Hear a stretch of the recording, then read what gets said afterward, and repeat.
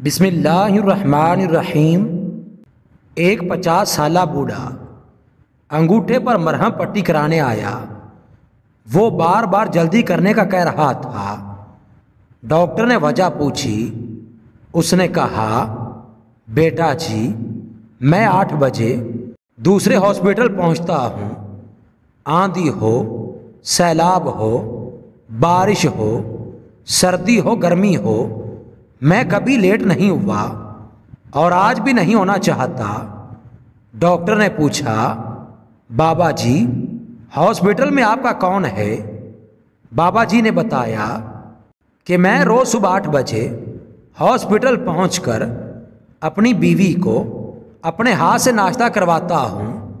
وہ 5 سال سے بیمار ہے۔ ڈاکٹر نے پوچھا، اسے کیا ہوا؟ بابا جی بولے، اس کی یادداشت کھو گئی ہے، وہ سب کچھ بھول گئی ہے، اپنا نام تک اسے یاد نہیں، کسی کو بھی نہیں پہچانتی اور بولنا بھی چھوڑ دیا ہے۔ ڈاکٹر نے پوچھا، جب آپ کی بیوی آپ کو پہچان نہیں سکتی، وہ آپ میں اور وارڈ بوائے میں کوئی فرق نہیں کر سکتی، تو آپ روز 8 بجے یہ تکلیف کیوں اٹھاتے ہیں؟ بابا جی بولے، میں اس کا قرض دار ہوں۔ 50 برس میں اس نے مجھے روزانہ 8 بجے ناشتہ کروایا تھا۔ ہمارے ہاں نوکروں اور خادموں کی کمی نہیں تھی، مگر سردی گرمی، بارش ہو یا آندھی ہو، وہ 6:30 بجے جاگتی اور اپنے ہاتھوں سے ناشتہ بناتی اور ٹھیک 8 بجے میز پر لگا کر میرا انتظار کرتی۔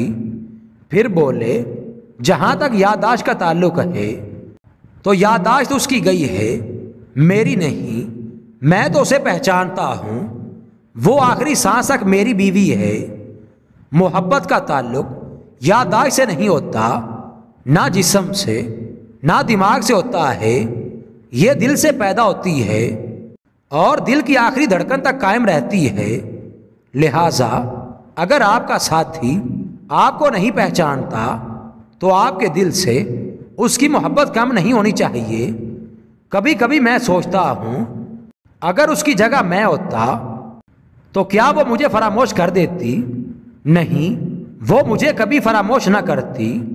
وہ ٹھیک 8 بجے ناشتے کی ٹرے لے کر روزانہ میرے سرہانے کھڑی ہوتی۔